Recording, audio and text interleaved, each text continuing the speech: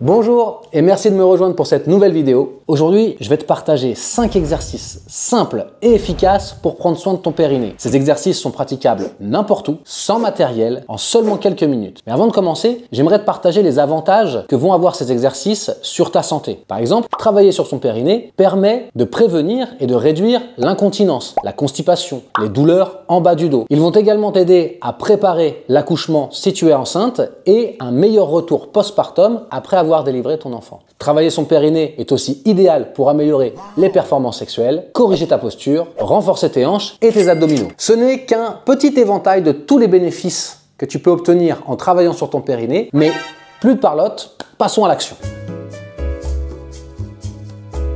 Le premier exercice que je vais te partager se fait debout, comme tu peux le constater. Tout ce que tu as à faire, c'est à venir sortir les fesses au maximum. Tu vois, si tu as besoin, tu peux plier légèrement les genoux et à balancer ton bassin vers l'avant le plus possible. Lorsque tu sors les fesses, tu imagines que tu veux regarder le ciel avec ton coccyx, avec l'os qui se situe juste au-dessus de tes fesses. Et lorsque tu rebalances le bassin vers l'avant, tu veux que ton pubis regarde le ciel. Fais cet exercice pendant 1 minute en faisant des va-et-vient pour commencer à prendre soin de ton périnée. Le deuxième exercice que je vais te partager est simplement le grand cousin de celui que l'on vient de voir ensemble. Pour ça, il suffit de rajouter une rotation au niveau du bassin pendant qu'on amène et avance le bassin d'avant en arrière. Ça paraît compliqué, je te montre tout de suite ce que ça donne. Je descends, je fléchis les jambes, je balance le bassin vers l'avant et je remonte. L'idée, c'est comme si tu voudrais dessiner un cercle avec tes hanches pendant que tu rapproches et que tu éloignes tes fesses du sol. Le troisième exercice que j'aimerais te partager aujourd'hui se pratique sur une chaise. Pour ça, tu as juste besoin de t'asseoir. Une fois que tu es confortablement assis sur ta chaise, tout ce que tu as à faire, c'est à imaginer que tu te retiens de faire pipi. Pour ça, ça va te nécessiter que tu engages les muscles qui sont situés entre ton appareil génital et ton anus. Une fois que tu arrives à bien contracter ici, comme si vraiment, l'idée c'est de retenir, comme si tu allais faire pipi et que tu veux te retenir. Ensuite, tu places les mains au niveau de tes genoux. Et là, on va faire 2 actions contraires. C'est-à-dire que tes genoux vont vouloir s'écarter, alors que tes mains, elles, vont vouloir se rapprocher. Et pendant que tu te contractes de faire pipi, tu viens faire la pression sur tes genoux avec tes mains et tu viens maintenir la position une dizaine de secondes. Tu vois, mon visage là, je suis vraiment en train de travailler. Et je relâche tout doucement. L'idée, c'est de reproduire cet exercice 3 à 5 fois en prenant 10 à 20 secondes de récupération entre chaque cycle.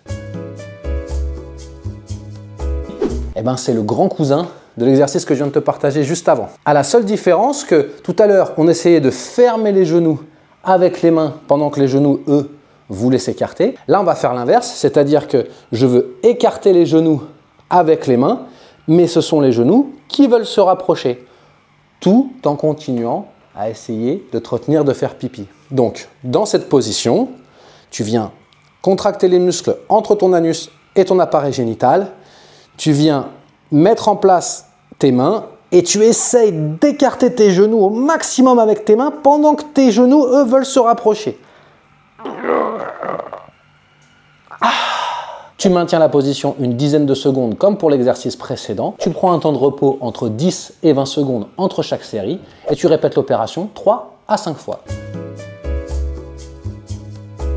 Le 5e et dernier exercice que je vais te partager aujourd'hui, c'est mon préféré. Pourquoi? Parce qu'en même temps, il aide à renforcer la ceinture abdominale. Tu vas sentir que si tu le fais correctement, tu vas vraiment gagner en gainage au niveau de ta ceinture abdominale. Et c'est un super outil pour travailler le bas du ventre, notamment le petit bourrelet qu'on peut avoir juste ici en bas du ventre. Lorsque notre plancher pelvien n'est pas très fort, on va avoir les organes qui vont pousser vers le bas. Là, cet exercice-là, pour moi, c'est mon préféré pour travailler tout ça. Tout ce que tu as à faire, c'est d'utiliser le même principe que tout à l'heure. Je me retiens de faire pipi, sauf que au lieu d'utiliser les 2 mains, on va venir utiliser la main gauche sur le genou droit. Et pendant que je me retiens de faire pipi, je vais faire de mon maximum pour lever ma jambe pendant que ma main, elle veut écraser ma jambe au sol.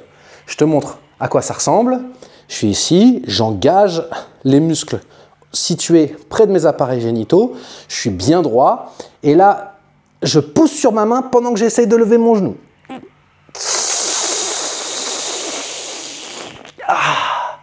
Je maintiens la position une dizaine de secondes, puis je change de l'autre côté, je mets la main droite sur le genou gauche, et là,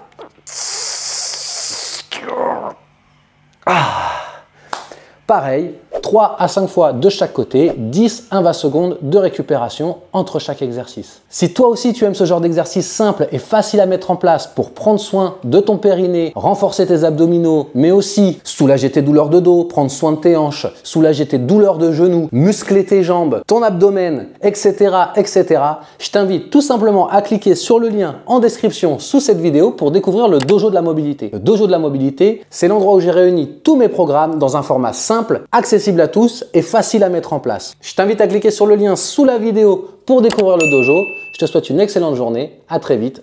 Ciao!